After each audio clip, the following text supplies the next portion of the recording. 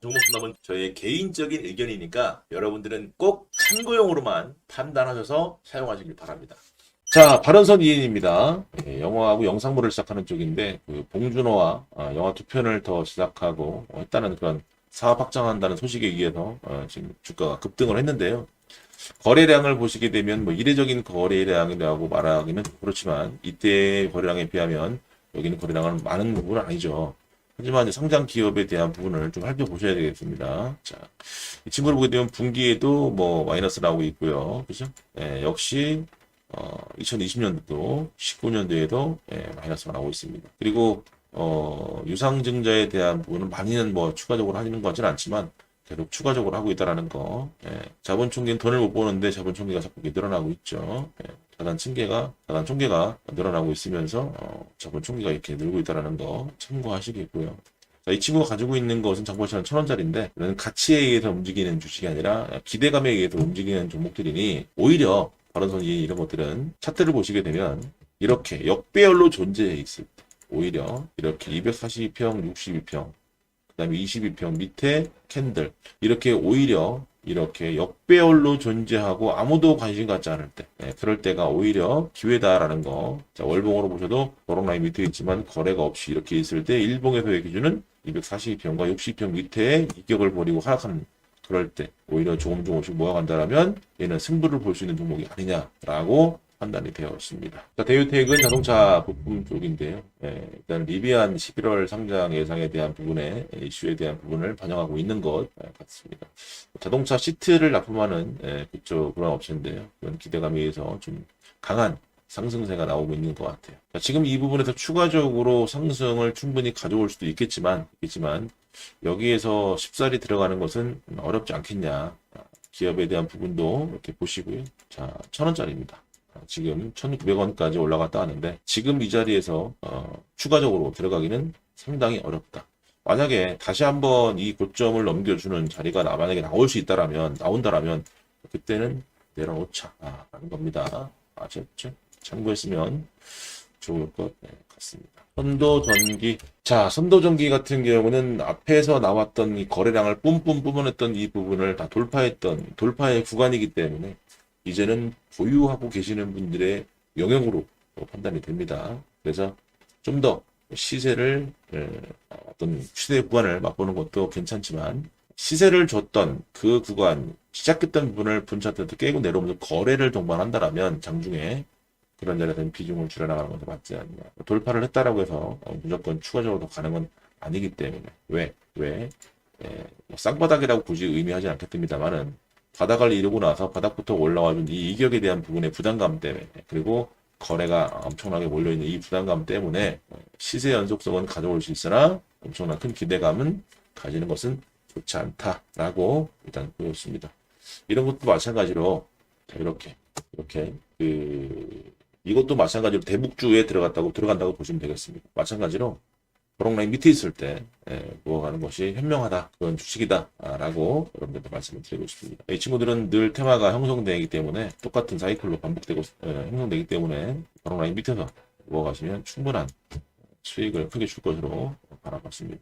지금 이제 여기서는 스윙상의 어떤 기술적인 분석으로 봐야 하기 때문에 리스크도 굉장히 크게 작용될 수 있다는 거 참고하시면서 보시면 될 것 같습니다. 자, SH 에너지화학, 기초화학물질 제조업 쪽에 있는 그런 기업인데요.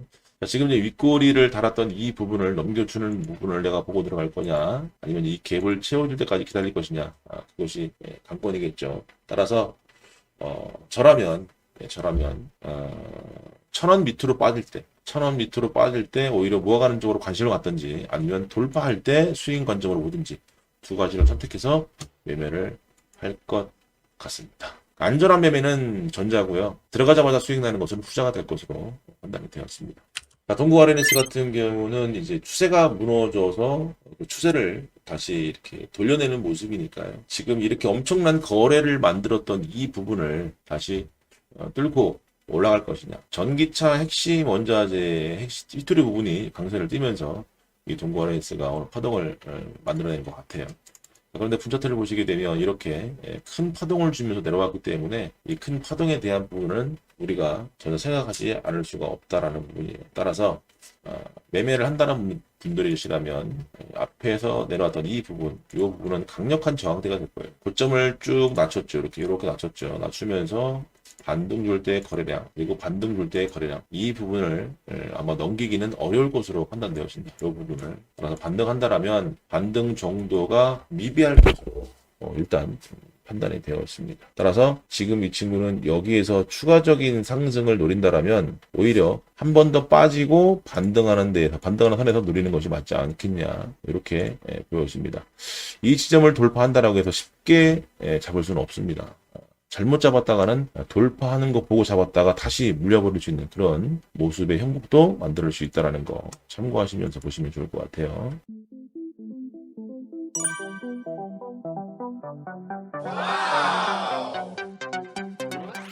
인성정보 좋나요? 네, 아니요. 좋아 보이지 않습니다. 좋아 보이지 않아요. 어떻게 하면 세력들이 가지고 있는 물량을 집어 던지고 떠넘길까? 아주 꼴값에 꼴값을 떠는 그런 모습이 일단은 차트에서 보여지기 때문에 오히려 이런 것들은 호재에 의해서 주가가 올라갈 때 털고 나오는 것이 맞지 않냐, 이렇게 생각이 되어지고요. 자, 기업을 보시게 되면은 단기 순이익이 계속 마이너스예요. 분기별도 마이너스고요. 따라서 이런 것들은 기대감에 상승하면 오히려 털고 나오는 것이 맞지 않냐. 따라서 이 친구는 여기서 추가적인 상승을 만드는 것은 어렵지 않겠냐라고 판단되어진다. 일단 컴퓨터 시스템 통합 지원 및 구축 서비스를 하고 있고요. 그리고 정부에서 그 재택 치료 계획서를 제출하라고 요청했다는 이런 부분 때문에 인성정보가 파동이 좀 많이 나온 것으로 보여지는데 매력적이지 않습니다. 자, 초록빛 미디어. 자, 추세를 잘 유지하고 있는데 이런 놈들은 이렇게 추세를 잘 유지하면서 오히려 신호가를 낼 때 보면 오히려 더 위험하죠. 이렇게. 예. 확실하게 뭔가 뚫어줄 때 가든지, 아니면 차라리 이 추세를 무너뜨리고 내려오는 이런 걸 기다리시는 게 훨씬 더 이런 놈들을 매매할 때 편안하게 매매할 수 있고 수익률도 크게 기대할 수 있겠다라고 바라보십니다. 따라서 스윙으로 바라보시는 분들은 이 저점이 깨지지 않고, 이 저점이 깨진다면 비중을 줄이시고요. 여기 저점이 깨진다면은 일단 나오시는 게 맞겠고요. 그리고 얘를 노리고 보겠다라고 하시는 분들은 이렇게 기술적 분석이 무너지고 내려와서 주가가 오히려 역배열로 만들어지고 242평 밑에 62평이 존재하고요. 60 밑에 22평이 존재하고 그 밑에 캔들이 존재하면서 급락이 나올 때, 그때 월봉상에 버럭라인이 나온다면 이럴 때, 이렇게 급락이 나올 때, 이럴 때 버럭라인 밑에 있을 때, 이럴 때 오히려 뭐가 간다라면 시간을 가지고 보면 이렇게 침체되어 있을 때 뭐가 나오면 이런 부분이 나오는 데 있어서 충분히 가능하지 않겠냐라고 판단이 되어집니다. 단 그렇게 모아가려면 이 기업이 가지고 있는 기본적인 자산 대비해서 상장 폐지가 다시 되지 않아야 되겠죠. 분기로 체크하시고 계속 마이너스가 나오겠죠. 1분기, 2분기가 마이너스 나오고 있고요. 작년에도 손실이 크게 나왔었고 재작년에는 수익이 났는데 큰 수익은 손실 난 거에 비해서 굉장히 적다라고 보시면 되겠습니다. 따라서 지금 가지고 있는 자본 총계에 대한 부분은 1,300억 유상증자를 통해서 지속적으로 자산을 좀 늘려가고 있는 부분이 꼴 보기는 싫은데요. 이런 부분을 고려하셔서 상장 폐지가 당하지 않는다는 한도 내에서 그렇게 아까처럼 기술적 분석이 모아가는 자리에서 모아간다면 오히려 수익을 내는 데는 더 안전하게 되지 않겠냐라고 생각이 됩니다. 참고하시고요. 자, 다음 세명전기입니다. 네, 금속 제조업을 하고 있는 업체인데요. 영업이익이 전년 대비 378% 증가했다고 해서 이렇게 주가가 급등을 한 것 같습니다. 일단은 세명전기 얘들도 마찬가지로 대북 테마 쪽으로 연루되어 있기 때문에 오히려 이렇게 장대 양봉을 뽑고 올라왔을 때 관심을 갖지 마시고요. 마찬가지입니다. 오히려 월봉에서 보시면 이렇게 침체되어 있을 때 거래가 없을 때 이럴 때 관심 갖는 것이 훨씬 더 유리하다라는 얘기예요. 자, 이런 기업들도 상장 폐지가 될 만한 건지 안 될 만한지 보시죠. 자, 연일 매출은 들쑥날쑥하고 있지만 단기 순이익을 보시게 되면은 어때요? 손실 보는 일이 없죠. 자본 총계도 이렇게 유지 혹은 조금씩 증가를 하고 있습니다. 그리고 BPS에 대한 부분도 4,700원짜리이기 때문에 지금 5,700원짜리는 그다지 엄청나게 막 고평가되어 있긴 하지만 막 날아가는 테마주처럼 고평가되는 영역이 아니다. 따라서 이런 것들은 오히려 이런 자리가 깨지고 내려올 때 5,000원짜리가 깨지고 내려올 때, 그럴 때 관심을 가지시고 천천히 바닥에서 모아간다면 대북 테마의 성격에 의해서 이런 주식들은 시간이 가지고 오면 날아갈 수 있습니다. 앞에서 이런 부분들을 만들어냈는데 이런 부분들도 충분히 만들어낼 수 있다라는 거 참고하시고 보시면 좋을 것 같아요.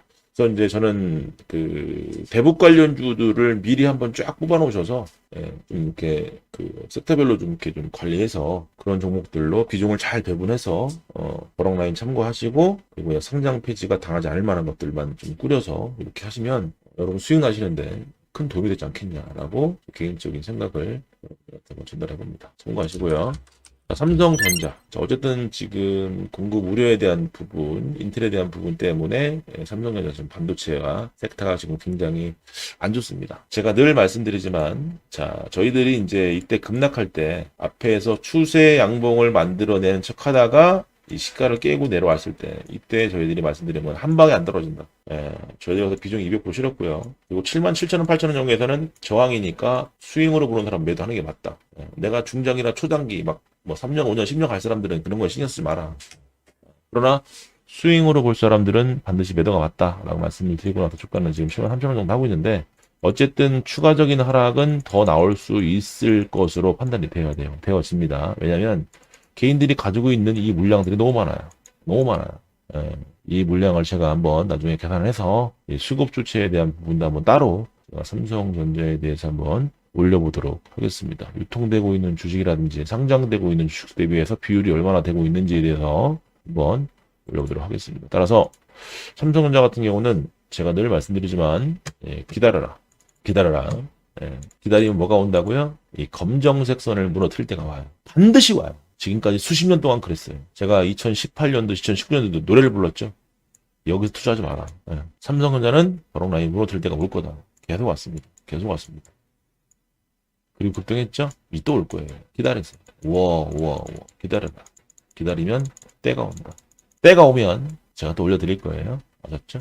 삼성전자를 가지고 계시는 분들은 만약에 손실이 8만원 후반대, 9만원 초반대, 9만원 중반대 가지고 있는 분들은 상당히 힘들겠지만 손절을 하고 말고는 제가 어떤 말씀을 드릴 수는 없습니다. 드릴 수 없는 거기 때문에 본인이 판단해서 하시는 거고, 제가 말씀드리는 건 삼성전자는 늘 반대로 투자하시면 돼요. 반도체하고 헬스케어는 사이클을 반복하면서 우상향할 수밖에 없는 기업이다라는 거 제가 늘 강조드렸죠. 따라서 시장에서 온갖 안 좋은 뉴스가 나올 때, 그리고 시장에서 네이버 게시판이라든가 이런 곳에서 나 삼성전 때문에 힘들어 죽겠다라고 할 때 기술적 분석으로 1차트에서 62평과 242평이 골든 크로스를 내고 급락이 나올 때, 월 차트에서 버럭 라인이 끼릴 때, 그럴 때가 오히려 기회다라고 말씀을 드렸습니다.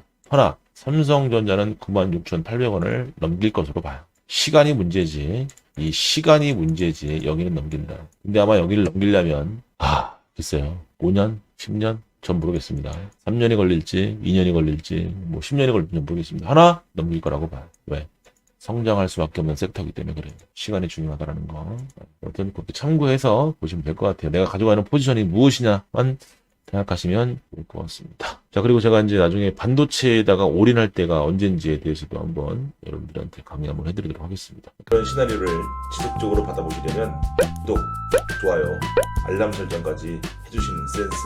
자, HMM 참 엄청난 상승이 나왔어요. 그죠? 참 진짜 이거 말도 안 되는 상승인데요. 낙에서부터 25배가 올라가는데 1년밖에 안 걸렸습니다. 1년밖에. 정말 황금 주였다고 봐야겠죠. 사실 이제 하락의 길밖에 남지 않았다. 하락의 길밖에 남지 않았다라는 거. 주가가 튀어 올라온다 할지라도 주가가 추세를 그리면서 내려오다가 반등할 부분에서 반등을 도와주지 못하고 주가가 옆으로 기다가 떨어졌기 때문에 시장이 좋아서 반등하는 라인은 오히려 매도할 수 있는 기회로 작용이 된다라는 거. 그럴 가능성이 높겠다. 저는 그렇게 생각을 합니다. 따라서 저희 전업반에서는 HMM 공매도로 수익을 거두고 있거나 거두었죠. 따라서 다시 한번 반등하는 라인이 온다라면 보유하고 있는 분들은 매도할 수 있는 기회를 줄 수 있을 것 같고요. 만약에 이제 반등한다라면 전 반등할 수 있는 마지노선은 35,000원에서 맥시멈 36,000, 7,000원까지 봐요. 맥시멈. 이것도 할란가 모르겠습니다. 근데 만약에 이 친구가 이 기었던 자리 38,000원, 39,000원짜리를 뚫어버린다. 그럼 어떻게 될까요? 공매도를 때렸던 것은 오히려 반등할 때 이렇게 반등했을 때 어느 정도 했을 때 내가 공매도를 때린다고 공매도를 때리면 이렇게 하락해야 수익이잖아요. 하락하지 않고 올라간다라면 반대로 해지를 걸어야겠죠. 그죠? 네, 혹은 손절을 때리거나 그런 부분은 여러분들이 할 수 있는 영역만큼만 하시면 될 것 같다. 허나 제 판단에 의해서는 반등 정도는 나올 수 있겠으나 추가적인 하락은 예견되어 있다라고 판단이 되었습니다. 참고하시고. 자, 키움증권 내려와야죠. 더 내려와야 돼요. 사실 이제 시장이 사상 신고가를 내고 가는 데 있어서 피날레는 증권주들이 이제 앞서서 만들긴 하는데 키움증권이 그 가장 선두에 있었다라고 보시면 되겠고, 자, 지금 이제 깨지 말아야 될 자리까지도 완전 다 깨버렸어요. 깨버렸습니다. 그리고 이제 역배열로 들어서는 초입 국면에 들어와 있다. 초입 국면에 들어와 있다. 자, 여기서 키움증권이 정배열을 오랫동안 유지했던 기간 2006년도, 7년도를 포함해서 한번 볼까요? 자, 이때 보시게 되면 2007년도 3월 달에 했다가 2008년도 3, 4월 달, 그죠? 꼴랑 1년 정도 유지했다라고 보시면 되겠고요. 그리고 자, 이 자리에서 많이 올라왔던 거 꼴랑 몇 개월 아니니까 패스하고요. 이 자리에서 얼마? 2017년 11월 달에서 뭐 2012년 7월 달, 8월 달이니까 꼴랑 1년이죠. 지금은요, 5월달, 2020년 5월달, 6월달에서 역시 마찬가지로 7월달, 9월달에 역배를 만들었다가 이제 1년 넘었죠. 이제 뭐다? 증권주는 침체기로 들어와 있다. 키움증권은 침체기에 들어와 있다라는 거 아시면 좋을 것 같고요. 일단은 뭐 증권 계좌를 만들고 대기 자금이 뭐 얼마나 들어와 있다 뭐라는 얘기도 참 많으면서 온갖 호재로 인해서 시장도 많이 올라왔지만 어마어마하게 일어났던 이 인플레이션에 대한 부분이 끝자락이 이제 왔습니다. 사실 미국의 테이퍼링은 시작이 됐고요. 테이퍼링 끝나게 되면은 2023년도에 금리 인상에 대한 부분을 2022년도로 조정을 할 거고요. 사실상 이제 미국에서 금리를 올리게 되면은 실흥국 시장, 우리나라도 포함되죠. 우리나라도 반드시 큰 자금들이 빠져나갈 거기 때문에 선제적으로 금리를 올렸죠. 저희 나라는 이미. 그래서 이 금리가 상승 사이클을 이미 탔다라는 거. 이것은 어쨌든 주식 시장에는 안 좋은 거죠. 안 좋은 겁니다. 인플레이션 시장의 어마어마한 유동성이 풀리면서 물가는 올라갔고요. 기업의 실적은 좋아졌기 때문에 이 물가를 잡기 위함의 명분으로도 금리를 올릴 수밖에 없다라는 거 여러분 참고하시면서 보면 좋을 거고요. 이제 제가 한 달 20일 전쯤에 유튜브에다가 공매도를 준비하자. 시장의 하락장에 대한 부분 유튜브에 찾아보시면 버럭쌤 검색하시고 이 공매도에 대한 부분을 한번 검색해 보시면 약 한 달 20일 전에 공매도를 준비하자라고 말씀을 드렸던 것을 여러분 잘 아실 겁니다. 따라서 키움증권 같은 경우는 기다려라. 이제 버럭 라인 안 깼다. 안 깼으니까 기다려. 더 내려올 거예요. 반등은 줄 수 있겠지만 더 내려오겠다. 기다리겠어요. 기다리시면 반드시 이렇게 버럭 라인이 우상향하면서 이 자리를 깨고 내려왔듯이 이런 자리가 반드시 온다. 무조건 기다려라. 99.9% 온다. 라는 거. 따라서 1차트에서 좀 더 외부적인 충격에 의해서 추가적인 급락이 떨어져 나온다면 이때는 이 62평의 하방 이격 조건에 의해서 반등하는 원리에 의해서 수익도 볼 수 있는 조건이 충족할 수 있으니 그렇게 스윙으로 바라보실 분들은 바라보시고 나는 키움증권을 모아가서 수익을 낼 거야 하시는 분들은 충분한 시간이 남아있으니 절대 급한 마음 먹지 마시고 천천히 모아가셔도 좋다. 지금 106,000원 구간인데요. 이 친구를 보시게 되면은 지금까지 꾸준하게 잘 성장해 왔다는 것을 볼 수 있습니다. 허나 시장에 풀려는 이 인플레이션이 끝자락에 왔다. 즉 이제 디플레이션으로 들어서야 된다라는 거예요. 시장에 돈의 씨가 말라야 된다. 이 뜻이라고 보시면 되겠습니다. 11만 3천원짜리예요. 뭐가? BPS가. ROE, 자기자본 대비 이익률이 27, 24, 16, 14 이제 줄고 있죠. 14%만 받는다 할지라도 지금 얘는 뭐예요? 사실 너무너무 저평가가 맞죠. 그러나 늘 주가는 선반영한다라는 거 잊지 마시고 아셨죠? 따라서 저라면 키움증권이 최소한 10만 원이 깨질 때까지는 건들지 않겠다. 모아간다 할지라도 키움증권이 10만 원이 깨지기 전까지는 나는 건들지 않겠다. 쳐다보지도 않겠다. 따라서 10만 원이 깨진다라면 천천히 모아가되 9만 원 라인이 깨진다라면 그때부터는 좀 더 강도 있게 모아가겠다. 이런 관점으로 보시면 키움증권으로 수익 나는 데는 문제가 없겠다라고 보여지면 될 것 같습니다. 자, 오늘 브리핑은 여기까지 하겠습니다. 고생하셨고요. 제 영상이 도움이셨다면 구독, 좋아요 누르시고 다른 종목의 시나리오를 매번 실시간으로 받아보시려면 알람 설정을 꼭 하셔야 된다는 거 잊지 마시기 바랍니다. 감사합니다.